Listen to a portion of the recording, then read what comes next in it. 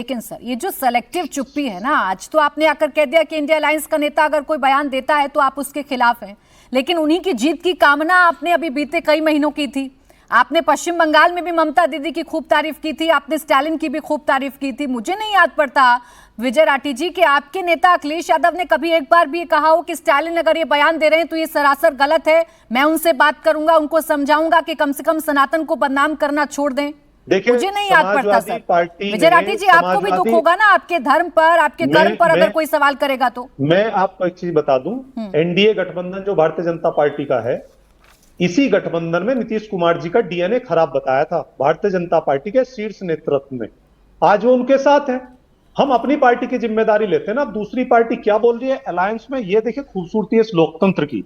यूं तो महबूबा मुफ्ती के साथ क्या भारतीय जनता पार्टी ने नहीं अलायंस चलाया?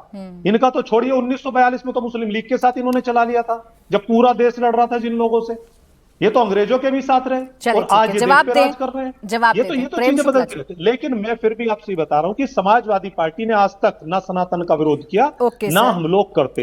हम लोग काम की बात, राम मंदिर पर आप लोगों का स्टैंड, स्वामी प्रसाद मौर्य हालांकि आपकी पार्टी में नहीं है, उनका बयान और अभी हाल ही में आपके एक प्रवक्ता का बयान खूब प्रचारित हो रहा है।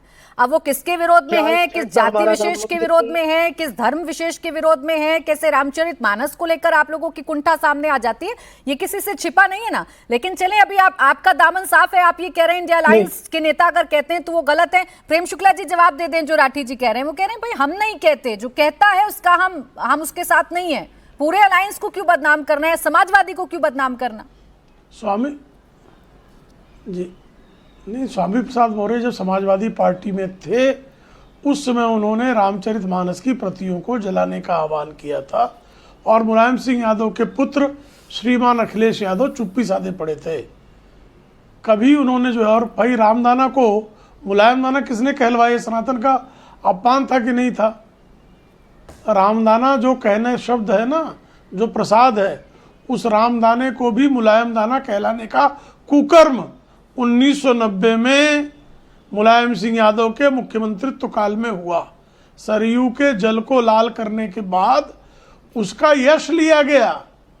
निर्दोष कार सेवकों के रक्त से सरयू मैया के जल को लाल करने के बाद श्रीमान मुलायम सिंह यादव विधानसभा प्रचार में खड़े हुए और उन्होंने कहा कि मैंने 16 हिंदुओं की हत्या वो तो मंदिर मुसलमानों को प्रसन्न रखने के लिए कराई थी।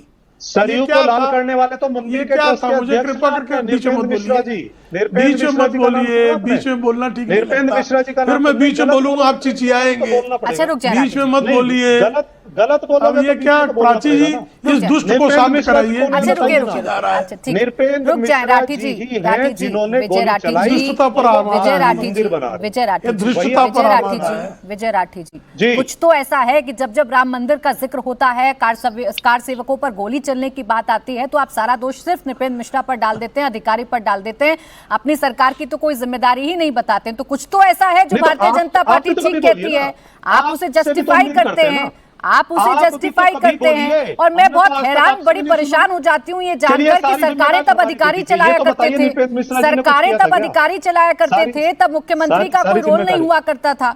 मैं तो बड़ी हैरान, बड़ी परेशान हो जाती हूँ ये जानकर। अब रुक जाए, थोड़ा जवाब लेने दें, जवाब लेने दें, उसके बाद एक एक करके बाकी मेहमान भी है, सब अपनी बारी का इंतजार कर रहे हैं। आवाज डाउन, बोलें जल्दी से प्रेम शुक्ला जी।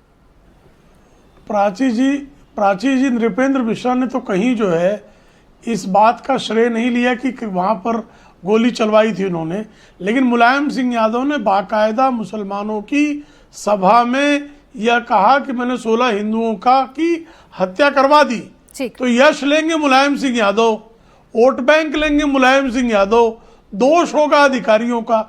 इसको दोहरा मानदंड कहते हैं। ये दोहरा मानदंड जो है यही समाजवादी पार्टी है सर। इस बात को, ये नमाजवादी पार्टी है भाई, इस बात को समाजवादी पार्टी वाले लोग मानते नहीं हैं और इनका यही कहना है कि जो आप कहें सिर्फ वही हिंदुत्व नहीं होता है। विवेक जी, रुक जाए, Rathi ji, Rathi ji, Rathi ji, Rathi ji, please wait for your turn. यही तरीका होता है डिबेट करने का। और आप प्रामाणिकता के साथ, फैक्ट्स के साथ अपनी सरकार में जो काम किए गए थे उसको रखिएगा। मैं आपको मौका दूंगी, उससे पहले बाकी मेहमानों को ले आती हूँ। आवाज डाउन, एक सेकेंड, आवाज डाउन। अब विवेक जी सबक क्यों नहीं लेते हैं या सीख क्यों नहीं लेते हैं? बार बार सनातन का विरोध करना, सनातन के खिलाफ जहर उगलना, उसे डेंगू मलेरिया बताना या उसे खत्म करने की परिकल्पना करना भारी पड़ता है कि नहीं पड़ता है?